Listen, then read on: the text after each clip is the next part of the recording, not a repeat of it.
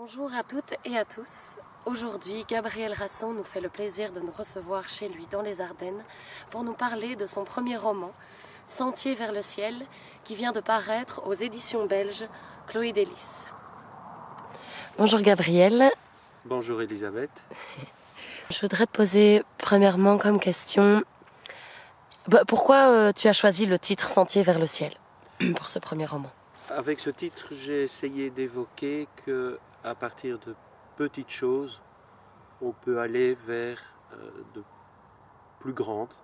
J'ai essayé d'évoquer que, en quelque sorte, c'est avec des gouttes qu'on fait des océans, que l'on arrive à exprimer des choses parfois abstraites en se basant sur de plus petites choses, plus concrètes, plus quotidiennes. Et ainsi, les deux personnages principaux sont somme toute des personnages ordinaires qui vivent des vies un peu comme nous toutes et nous tous. Est-ce que tu peux nous décrire Sentier vers le ciel de manière concise? Sentier vers le ciel est l'histoire d'une séparation entre Cécile et Joseph, qui sont les personnages principaux de l'histoire, et sont pris de court par cette séparation que rien ne permettait de présager.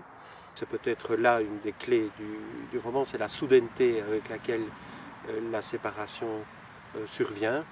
Et toute la question est de savoir s'ils arriveront à surmonter, à transcender cette difficulté qu'ils ont.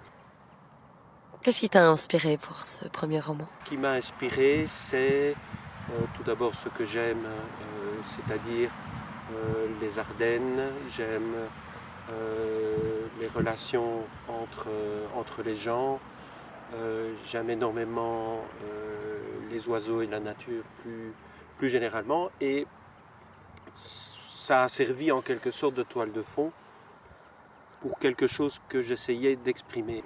J'ai voulu quitter ces frontières un peu trop concrètes qui bien souvent servent de support à l'évocation de l'amour, de la sexualité, des relations entre une femme et un homme. Est-ce que c'est les personnages ou l'intrigue qui ont été le départ de ton roman? C'est une question difficile parce que je trouve que l'un et l'autre sont complètement indissociables et donc tu ne peux pas décrire mon roman sans t'intéresser à qui sont Cécile et Joseph, et tu peux d'autre part, ils n'ont pas d'existence non plus sans l'intrigue et ce qui leur arrive. En fait, ce qui leur donne de l'existence, c'est justement les difficultés qu'ils rencontrent dans leur séparation, ce qui les amène peut-être à réfléchir autrement à ce qu'ils sont et à la direction qu'ils veulent prendre, qu'ils veulent que leur vie prenne. Moi, quand j'ai lu Sentier vers le ciel, c'est ça qui me venait à l'esprit. Nostalgie, passé. Est-ce que c'est ça que tu veux procurer au lecteur qui lit Sentier vers le ciel? Tout d'abord, je n'ai pas voulu ancrer Sentier vers le ciel dans le passé. Par contre, il est certain que la place est grande pour la nostalgie. Et je dirais que la nostalgie, ça peut être constructif. La nostalgie peut apporter, de par la réflexion qu'elle apporte sur la vie en général, une sorte d'apaisement, parfois même une forme de joie, très à bas bruit bien sûr, mais je pense qu'il ne faut pas avoir peur de la nostalgie, mais bien au contraire, savoir la côtoyer.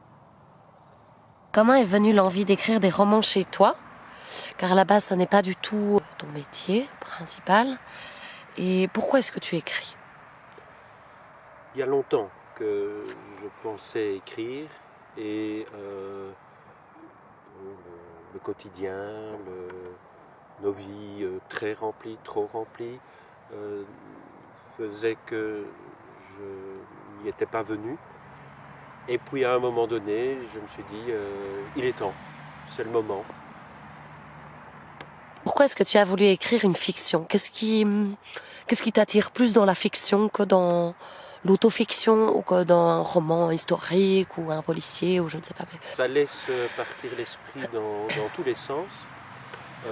La fiction a pour moi ce mérite ultime de permettre de se faire un film dans sa vie, là où justement le quotidien prend tant de place, et ça permet de s'envoler en quelque sorte vers autre chose. C'est finalement l'occasion sur une journée normale d'avoir des moments aventureux. Certes, ça reste de l'aventure purement dans sa tête, mais c'est de l'aventure quand même. Et ça, la fiction, je pense, a cet immense mérite pour celui qui en écrit. Est-ce qu'il y a un livre, un roman qui t'a inspiré? Alors j'ai réfléchi à cette question. Spontanément me vient à l'esprit Belle du Seigneur d'Albert Cohen, qui est d'ailleurs évoqué dans le roman.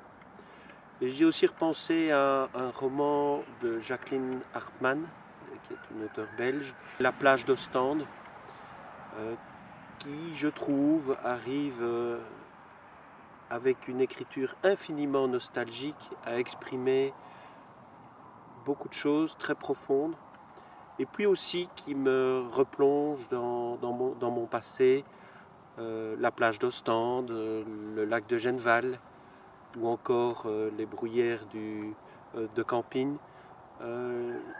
Et c'est vraiment un roman qui m'a beaucoup marqué. Si tu devais trouver un mot qui représente l'essence de Sentier vers le ciel, lequel serait-ce? Ce serait le mot traversée. Est-ce que tu as des inspirations, des idées, des émotions pour un deuxième roman? Est-ce qu'il y a quelque chose en cours? Il est déjà achevé. C'est une histoire assez différente, un récit de vengeance, de souffrance et peut-être aussi de résilience. J'ai essayé de parler de l'injustice surtout à l'égard des femmes, et il est en cours d'achèvement. Merci Gabriel pour cette interview. C'était avec plaisir. Tu ne trouves pas que Gainsbourg, avec son « Je t'aime, moi non plus », a trouvé une formule intelligente pour parler de l'orgasme? Vas-y. Elle bâille, les cheveux en bataille, les yeux voilés. Je veux dire qu'avec cette expression paradoxale, il indique un aspect insaisissable de l'oubli temporaire, avec une classe ineffable. Il développe un peu lorsqu'il s'aperçoit qu'elle s'est endormie. Sentier vers le ciel, qui est disponible à partir de septembre chez Chloé Délices, édition belge.